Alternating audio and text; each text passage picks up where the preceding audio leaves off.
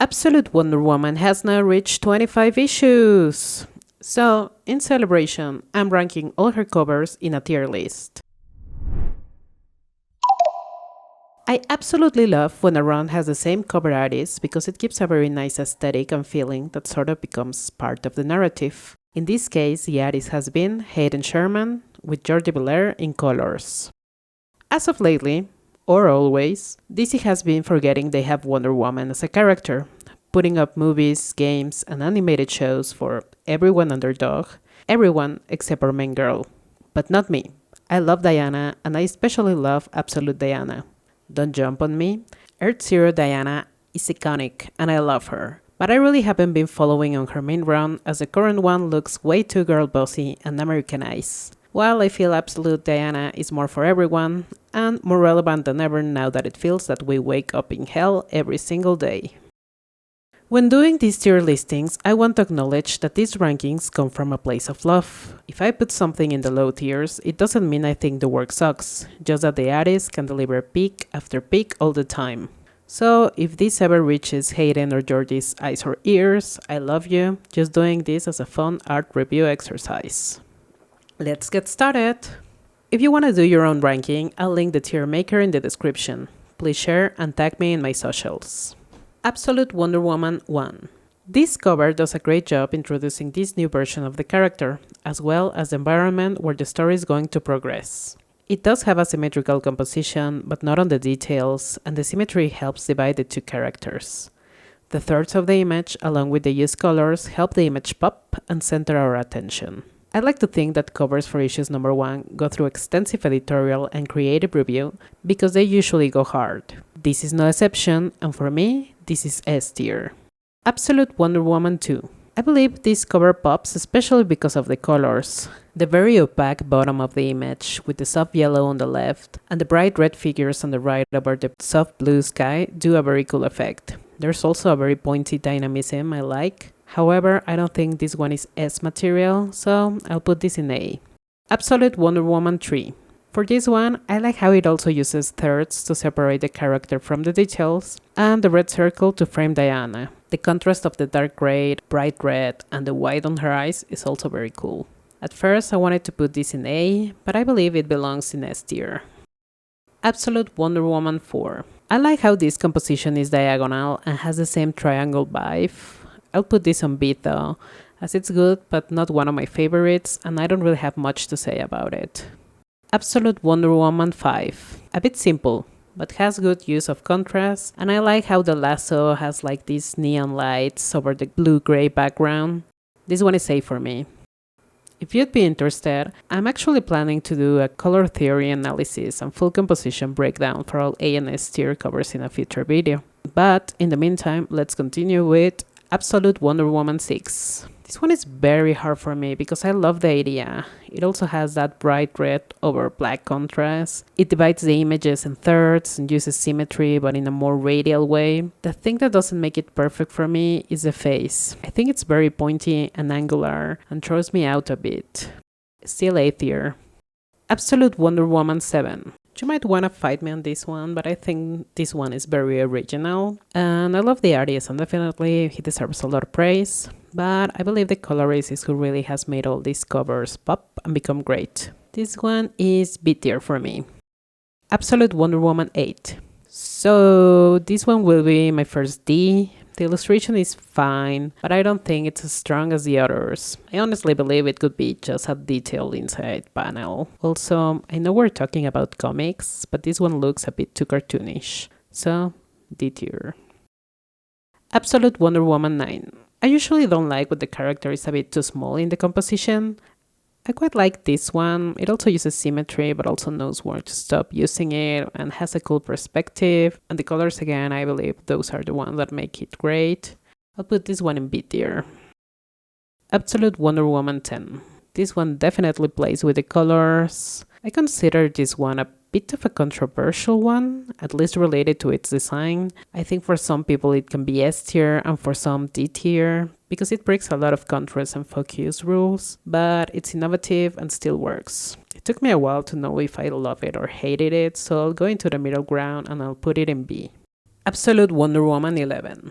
Another one for which I don't know if I like it or hate it. I think the composition's not great, but the use of contrast definitely is, except on the eyes. The eyes throw me off. This will be my first C. Absolute Wonder Woman 12. A bit flat, but fun. I don't have much to say about this. B tier. Absolute Wonder Woman 13. Back to the high hitters. This one is also one of my favorites. This dynamic diagonal, the lights and the colors to highlight Diana. S tier. Absolute Wonder Woman 14. I'm gonna be honest, when I look at this illustration, I don't know where to look first, and that usually is bad, as illustrations should direct the gaze to whatever is important. However, in this case, I just see everything at the same time, and it's so fun. The hands, the chest plate, the mouth, the binds. Yeah, I love how it is too much, but it's also not enough. This cover is really powerful, and probably it's my favorite of all. Obvious S tier. Absolute Wonder Woman 15.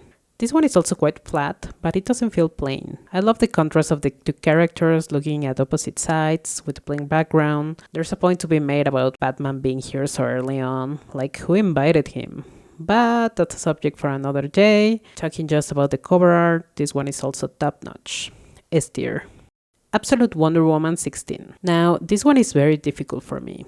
I love it and it's so iconic, but I hate it because of its simplicity. We have a standing character very, very symmetrically, and the face in the background, it's cool with the eyes, but also negatively flat.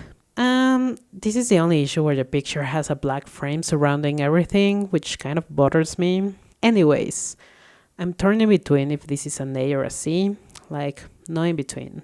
I'll have it in C. If it had more detail, probably it could be an A. Absolute Wonder Woman 17. Another one I'm not very fond of. I actually like the composition, but I got a pet peeve when all the covers use the logo consistently and then suddenly one cover changes it. It's not a big change, at least it's in the same position, but it's the only one with volume on the logo and a different texture, and that bothers me enough to put this in C. Absolute Wonder Woman 18. I love the colors in this one. It's one of the few covers that use a teal green palette, and it's honestly a bit sensual. I'll put this in B. Absolute Wonder Woman 19.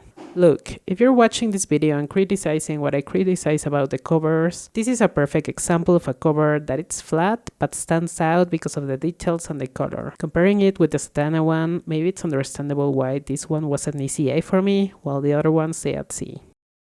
Absolute Wonder Woman 20. So hot, literally, because we're in hell. Ha ha ha.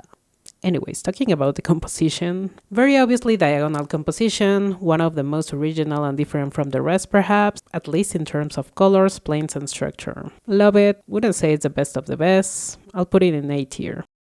Absolute Wonder Woman 21. This one is also one of my favorites. Maybe I do have a favorite style, but I love how the silhouette is used here, how the foreground is in the first third.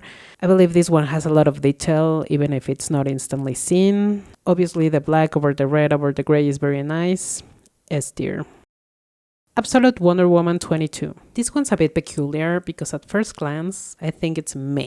But the more I look at it, the more I like it. It has a lot of detail and it tells a full story by just looking at it. It uses the planes very smartly with the sword, the characters, and the background. Not sure if I like it enough to be an A though, so I'll have to settle for B tier.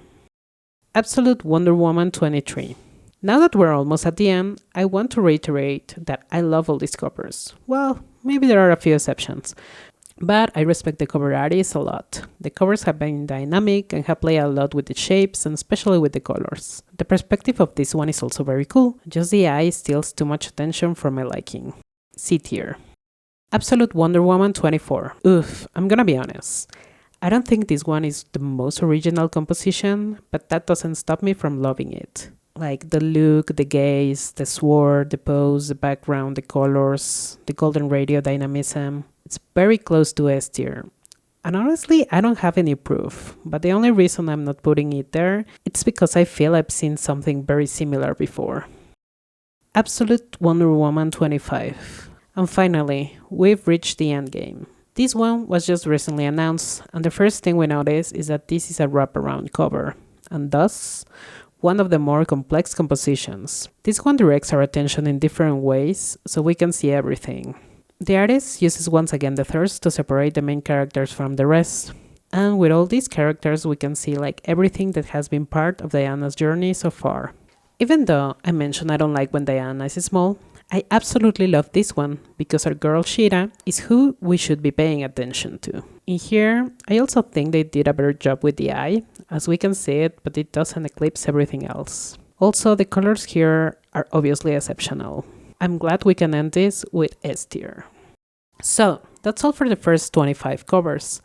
I hope this series continues for much longer, and I will definitely do a second part when it reaches 50. Shout out to Kelly Thompson for writing an extraordinary series. What do you think? Do you agree with my evaluation? Let me know in the comments. Make sure to like the video and subscribe, as more videos are coming to this channel where we can talk about comics, cover art, illustrations, and plenty more stuff. Bye!